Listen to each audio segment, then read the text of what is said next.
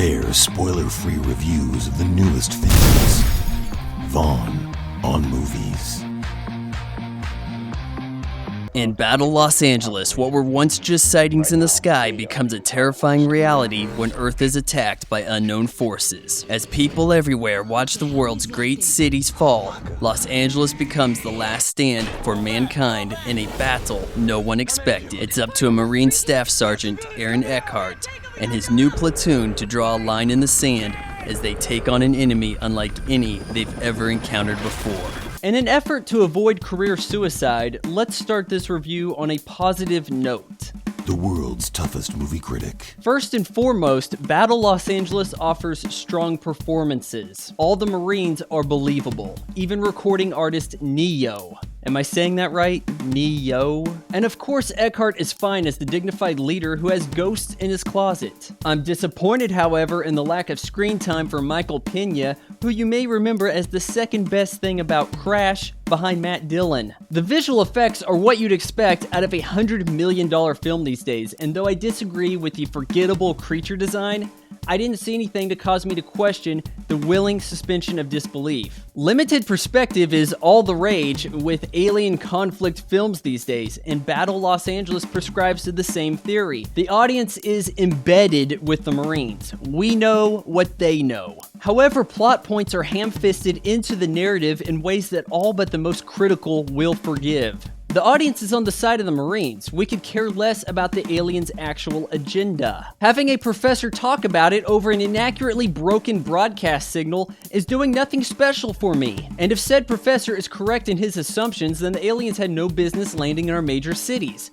And we also have no movie. Now let's fire away with some real complaints. Compared to the scope of damage, there's very little blood or bodies. Hollywood, I got an offer you can't refuse. How about, from now on, all movies that center around a military combat unit in actual combat?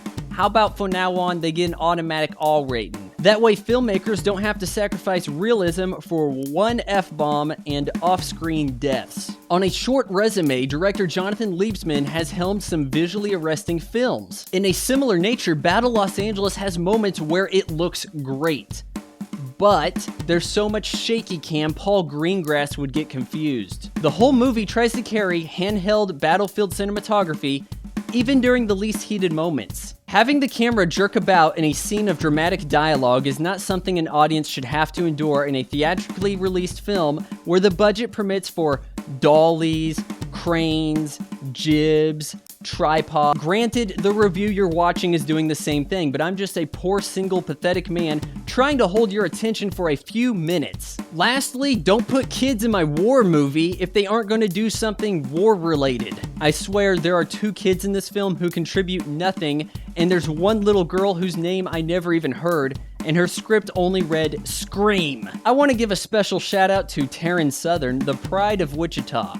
When an alien blast knocks you down, you gotta get back up. Oh, also, Sony dropped your name at the screening, just so you know. And before I give out my final score, I have to give a shout out to Kip Hampton for answering this week's Pop Quiz Hotshot Trivia question. If you want to win a shout out, follow me on Twitter at Vaughn on Movies. Then, Monday, 6 p.m. Central Time, be the first to answer the trivia question. Some of the most intense films I've seen in recent years have been rated PG-13, and in some cases PG. That doesn't mean that Battle Los Angeles is a great place to bring the kiddos. In the days of old, R-rated sci-fi had more fun in store for them, but Battle Los Angeles is too one-sidedly depressing. It's trying hard to be a film for adults, but it doesn't quite go the distance. Still, I found a lot to appreciate, and I'm sure you will too. I give Battle Los Angeles 2.5 out of 4 stars.